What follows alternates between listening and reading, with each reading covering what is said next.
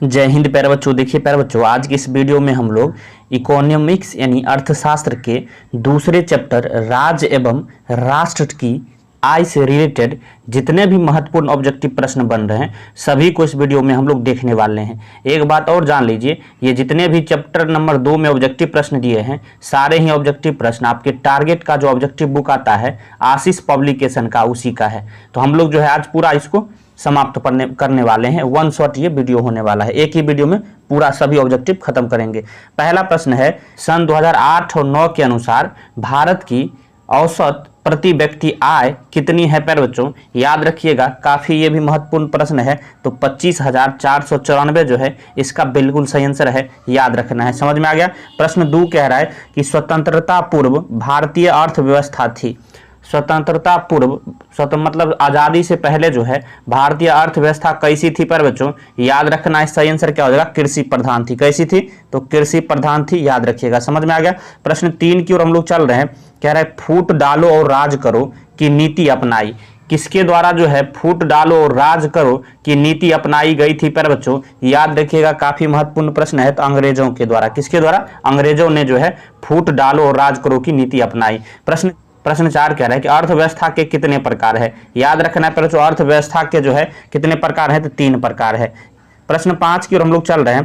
कह रहा है अंग्रेजों ने भारतीय अर्थव्यवस्था का क्या किया? अंग्रेजों के द्वारा जो है भारतीय अर्थव्यवस्था को क्या किया गया? याद रखिएगा पहले, क्या किया था? तो उसने जो है दोहन किया और क्या किया था? शोषण किया था। क्या दोहन किया और शोषण किया है? यानी ऑप्शन डी, ए एवं सी बिल्कुल सही है। समझ में आ गया। प्रश्न 6 कर आजादी के बाद भारत में प्राथमिक क्षेत्र का योगदान क्या हो गया था? आजादी के बाद भारत में प्राथमिक क्षेत्र का योगदान घट गया कि बढ़ गया कि स्थिर रहा? याद रखना है बच्चों, घटता गया। क्या हो गया? घटता गया। आगे हम लोग चल रहे हैं। प्रश्न जो है 7 करें बिहार के किस जिले का प्रति व्यक्ति आय सर्वाधिक है? देखिए यह प्रश्न 14 में, 18 में, 19 में 3 बार आपके फाइनल बोर्ड परीक्षा में पूछा गया है। तो काफी महत्वपूर्ण प्रश्न है, आपको ऐसे प्रश्नों को याद रखना है। तो सही आंसर क्या हो जाएगा? पटना। बिहार के जो है पटना जिला का प्रति व्यक्ति आय सर्वाधिक है, यानी सबसे अधिक है। प्रश्न 8 कर आर्थिक एवं मौद्रिक विकास एक दूसरे के हैं। आर्थिक एवं मौद्रिक विकास एक दूसरे के क्या है पर बच्चों? याद रखना है क्या है? तो एक दूसरे के पूरक हैं। क्या है? पूरक हैं। समझ में आ गया। प्रश्न 9 कह रहा है कि साहित्य की दृष्टि में विकास और वृद्धि में क्या है अंतर पर बच्चों? याद रखना है, सही आंसर क्या हो जाएगा? कोई अंतर नहीं है। क्या है? कोई अंतर नहीं है। प्रश्न 10 कह रहा है सतत विकास है। सतत विकास क्या है पर बच्चों? याद रखना है अपने तथा आने वाली संतति का केवल विकास। क्या है? सतत विकास किसे बोला जाता है? अपने तथा आने वाली संतति का केवल। समझ में आ गया। प्रश्न जो है आगे हम लोग चल रहे हैं। प्रश्न जो है 11 कह रहा है कि आय एवं पारिश्रमिक है जिसे कोई अपने कार्य के बदले पाता है, कौन सा सही आंसर हो जाएगा? याद रखना है कौन सा हो जाएगा? उपर्युक्त। मानसिक भी सही है, शारीरिक भी सही है, बौद्धिक भी, यानी उपर्युक्त तीनों सही है। समझ में आ गया। प्रश्न 12 कह रहा है, प्रश्नों को पढ़िए। कह रहा है श्रम का पारिश्रमिक है। श्रम का पारिश्रमिक क्या है पर बच्चों? याद रखिएगा क्या है? ये एक प्रकार का मजदूरी है। क्या है? मजदूरी है। प्रश्न 13 का पूंजी का पारिश्रमिक है। पूंजी का पारिश्रमिक क्या हो जाएगा? तो ब्याज है। प्रश्न 14 भूमि का पारिश्रमिक है। भूमि का पारिश्रमिक क्या हो जाएगा पर? याद रखिएगा लगान हो जाएगा। समझ में आ गया।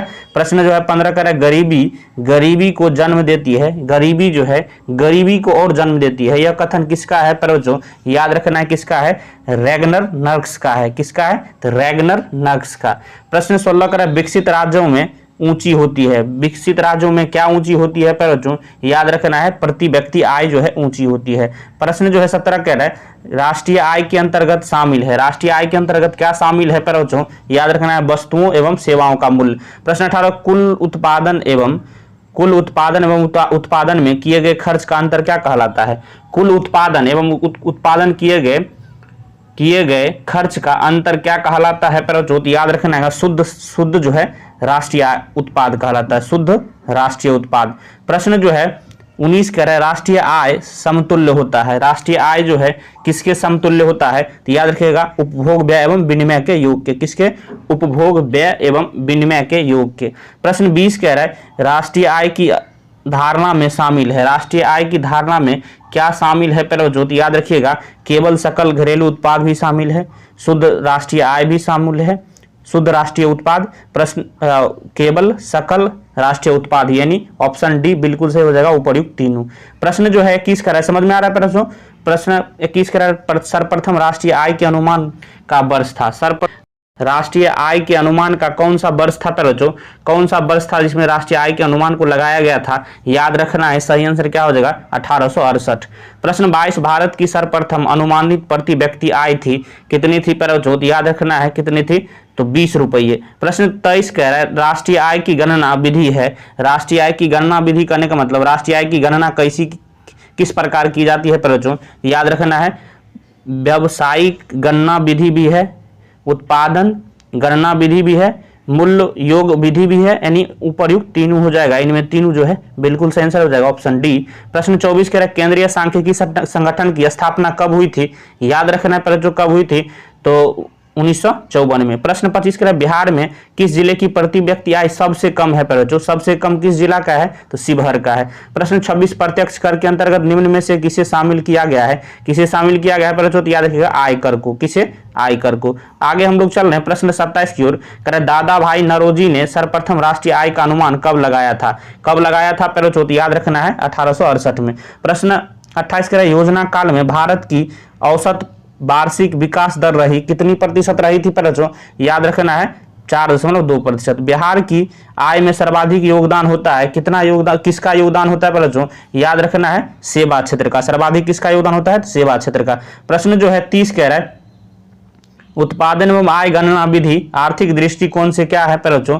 याद रखना है इसका सही आंसर क्या हो जाएगा? सहज भी है, वैज्ञानिक भी है, व्यवहारिक भी है, यानी उपर्युक्त तीनों, यानी ऑप्शन डी बिल्कुल सही है। समझ में आ रहा है? प्रश्न 31 बिहार की अर्थव्यवस्था में प्राथमिक क्षेत्र का मुख्य अंग है, क्या हो जाएगा मुख्य अंग पर? जो याद रखना है कृषि। प्रश्न जो है 32 कह रहा है y बराबर सी प्लस आई फॉर्मूले को बताया है। किसने y बराबर सी प्लस आई फॉर्मूले को बताया है? जो काफी महत्वपूर्ण प्रश्न है, याद रखिएगा केन्स ने। किसे? प्रोफेसर केन्स ने। प्रश्न जो है 33 कह रहा है राष्ट्रीय आय का अर्थ है, क्या है राष्ट्रीय आय का अर्थ पर? तो याद रखना है राष्ट्रीय आय का अर्थ जो है क्या हो जाएगा यहाँ? उत्पादन के साधनों की आय। क्या हो जाएगा? उत्पादन के साधनों की आय जो है राष्ट्रीय आय का अर्थ है। आगे जो चल रहा प्रश्न जो है 34 कह रहा है भारत के किस राज्य का प्रति व्यक्ति आय सर्वाधिक है? काफी महत्वपूर्ण प्रश्न है। देखिए प्रश्न 13 में, 15 में, 21 में, 3 बार आपके बोर्ड परीक्षा में पूछा गया है, तो ऐसे प्रश्नों को आपको याद रखना है। तो सही आंसर क्या हो जाएगा बच्चों? गोवा। गोवा जो है बिल्कुल सही आंसर रहेगा। भारत में जो है गोवा राज्य का प्रति व्यक्ति आय सर्वाधिक है। प्रश्न 35 कह रहा भारत में वित्तीय वर्ष कहा जाता है। वित्तीय वर्ष किसे कहा जाता है? कब से कब तक को? ये प्रश्न भी काफी महत्वपूर्ण है, याद रखना है। पर जो सही आंसर क्या हो जाएगा? 1 अप्रैल से 31 मार्च तक। कब तक? 1 अप्रैल से 31 मार्च तक को जो है भारत में वित्तीय वर्ष कहा जाता है, याद रखिएगा। प्रश्न जो है 36 कह रहा है भारत में राष्ट्रीय आय की गणना कौन करता है? भारत में जो है राष्ट्रीय आय की गणना कौन करता है बच्चों? याद रखना है सही आंसर क्या हो जाएगा इसका? सही आंसर केंद्रीय सांख्यिकी संगठन करता है। कौन करता है? केंद्रीय सांख्यिकी संगठन। प्रश्न 37 कह रहा भारत की राष्ट्रीय आय का सर्वप्रथम अनुमान किसने लगाया था? काफी महत्वपूर्ण प्रश्न है बच्चों, याद रखिएगा। सही आंसर इसका क्या हो जाएगा? तो सही आंसर हो जाएगा दादा भाई नौरोजी के द्वारा जो है भारत का राष्ट्रीय आय का सर्वप्रथम अनुमान लगाया गया था। प्रश्न 38 निम्नांकित में कौन हमारे रहन सहन के स्तर को प्रभावित करता है? हमारे रहन सहन के स्तर को प्रभावित करता है? पर जो याद रखना है सही आंसर इसका क्या हो जाएगा? प्रति व्यक्ति आय। कौन? प्रति व्यक्ति आय। जिसका जितना आय है उस अनुसार उसका रहन सहन का स्तर होता है। प्रश्न 39 कर भारत के सकल घरेलू उत्पाद में किस क्षेत्र का योगदान सर्वाधिक है? किस क्षेत्र का योगदान सर्वाधिक है? पर जो भारत के सकल घरेलू उत्पाद में यानी कि जीडीपी में, याद रखिएगा काफी महत्वपूर्ण प्रश्न है बच्चों, सेवा क्षेत्र का। किसका? तो सेवा क्षेत्र का सर्वाधिक योगदान रहता है। प्रश्न 40 कह रहा है गरीबी के कुचक्र की धारणा किसने दी? याद रखिएगा पर जो किसने दी? काफी महत्वपूर्ण प्रश्न है, तो रैगनर नक्स ने दी थी। प्रश्न 41 आय तथा उपभोग का अंतर क्या कहलाता है? काफी महत्वपूर्ण प्रश्न है, याद रखिएगा क्या कहलाता है? तो बचत कहलाता है। प्रश्न 42 कह रहा है राज वर्ष भर में किसी देश में अर्जित आय की कुल मात्रा को क्या कहा जाता है? पूरे वर्ष भर में मतलब एक साल में जो है किसी देश में अर्जित किया गया आय की कुल मात्रा को क्या कहा जाता है? याद रखिएगा पर जो क्या कहा जाता है? तो इसको जो है राष्ट्रीय आय कहा जाता है। क्या कहा जाता है? राष्ट्रीय आय, नेशनल इनकम। प्रश्न जो है यहाँ जो है 43 कह रहा है गरीबी रेखा निर्धारण हेतु ग्रामीण क्षेत्रों के लिए प्रति व्यक्ति प्रतिदिन न्यूनतम कितनी कैलोरी निर्धारित की गई थी? याद रखिएगा बच्चों कितनी कैलोरी निर्धारित की गई थी? तो 2400 कैलोरी। प्रश्न जो है 44 कह रहा है poverty and un British rule in India नामक पुस्तक किसने लिखी? काफी महत्वपूर्ण प्रश्न है, जो इसे प्रश्न आपके परीक्षाओं में बार बार पूछा जाता है। याद रखिएगा, सही आंसर इसका क्या हो जाएगा? दादा भाई नौरोजी के द्वारा जो है poverty and un British rule in India नामक पुस्तक लिखी गई है। प्रश्न 45 का, निम्न में से किस विधि के अंतर्गत उत्पादित अंतिम वस्तुओं के मूल्य में जोड़कर राष्ट्रीय आय की गणना की जाती है? याद रखिएगा, सही आंसर क्या हो जाएगा? मूल्य योग विधि में। किस विधि में? तो मूल्य योग विधि में जो है आपको उत्पादित अंतिम वस्तुओं के मूल्य में जोड़कर राष्ट्रीय आय की गणना की जाती है। प्रश्न जो है 46 कह रहा है, 1921 में सरकार द्वारा गठित राजस्व आयोग के अध्यक्ष कौन थे? कौन थे बच्चों? याद रखिएगा, सही आंसर क्या हो जाएगा? इब्राहिम रहीमतुल्ला। कौन थे? इब्राहिम रहीमतुल्ला। आगे प्रश्न चल रहे, प्रश्न 47, भारत में प्रथम औद्योगिक नीति की घोषणा कब हुई थी? कब हुई थी बच्चों? याद रखना है, सही आंसर इसका क्या हो जाएगा? 1949 में हुई थी। प्रश्न 48 कह रहा है, पीसीआई का अभिप्राय है, मतलब पीसीआई का फुल फॉर्म क्या हो जाएगा बच्चों? याद रखिएगा, पर क्या हो जाएगा answer? Per capita income. Per capita income जो है इसका बिल्कुल सही आंसर हो जाएगा। सीपीआई का फुल फॉर्म क्या होता है? Per capita income. प्रश्न आगे हम लोग चल रहे, प्रश्न 49 कर, भारत का सर्वाधिक प्रति व्यक्ति आय वाला राज्य कौन है? काफी महत्वपूर्ण प्रश्न है, बार बार ये प्रश्न पूछा जाता है, पर जो याद रखिएगा गोवा है। प्रश्न 50, देश की सीमा के अंदर एक वर्ष में उत्पादित सभी अंतिम वस्तुओं एवं सेवाओं का मौद्रिक मूल्य क्या कहलाता है? क्या कहलाता है बच्चों? याद रखिएगा, सही आंसर इसका भी क्या हो जाएगा? सकल घरेलू उत्पाद कहलाता है। समझ में आ गया? आगे हम लोग चलो, प्रश्न 51 कर रहा है, प्रोफेसर पीसी महालनोबिस की अध्यक्षता में किसका गठन किया गया था? किसका गठन किया गया था बच्चों? पीसी महालनोबिस की अध्यक्षता में। याद रखिएगा, सही आंसर इसका क्या हो जाएगा? राष्ट्रीय आय समिति का। किसका? राष्ट्रीय आय समिति का। समझ में आ रहा है? प्रश्न 52 कर, निम्न में से किस देश की मुद्रा रुपया है? किस देश की मुद्रा जो है रुपया है बच्चों? याद रखिएगा, सही आंसर इसका क्या हो जाएगा? भारत का भी मुद्रा रुपया है, नेपाल का भी, पाकिस्तान का भी, यानी ऑप्शन डी इनमें से सभी का। प्रश्न जो है 53 कह रहा है, भारत के सकल घरेलू उत्पाद यानी जीडीपी में किस क्षेत्र का योगदान सर्वाधिक है? देखिए, प्रश्न बार बार रिपीट होकर पूछा जाता है, तो आपको ऐसे प्रश्नों को हमेशा याद रखना है। सेवा क्षेत्र का जो है जीडीपी में सर्वाधिक योगदान है। प्रश्न 54, आर्थिक विकास की जिस प्रक्रिया से समाज के सभी वर्गों का जीवन स्तर ऊंचा हो जाए क्या कहलाता है? क्या कहलाता है बच्चों? याद रखिएगा, सही आंसर इसका क्या हो जाएगा? समावेशी विकास कहलाता है। समावेशी विकास कहलाता है। प्रश्न जो है 55 का, चक्रीय प्रवाह का संबंध निम्न में से किससे है? किससे है बच्चों? याद रखिएगा, इनमें सभी से है, मतलब उत्पादन से भी, आय से भी, व्यय से भी। प्रश्न 56 का, आय और उपभोग का अंतर क्या कहलाता है? आय और उपभोग का अंतर क्या कहलाता है बच्चों? याद रखिएगा, क्या कहलाता है? तो बचत कहलाता है। प्रश्न 57, सकल घरेलू उत्पाद जीडीपी यानी जीडीपी में सबसे कम योगदान किस क्षेत्र का है?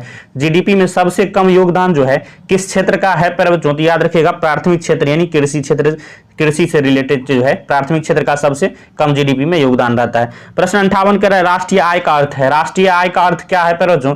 याद रखिएगा, सही आंसर क्या हो जाएगा? राष्ट्रीय आय का अर्थ क्या होता है? तो याद रखना आपको, ऐसे प्रश्नों को, काफी महत्वपूर्ण प्रश्न है बच्चों।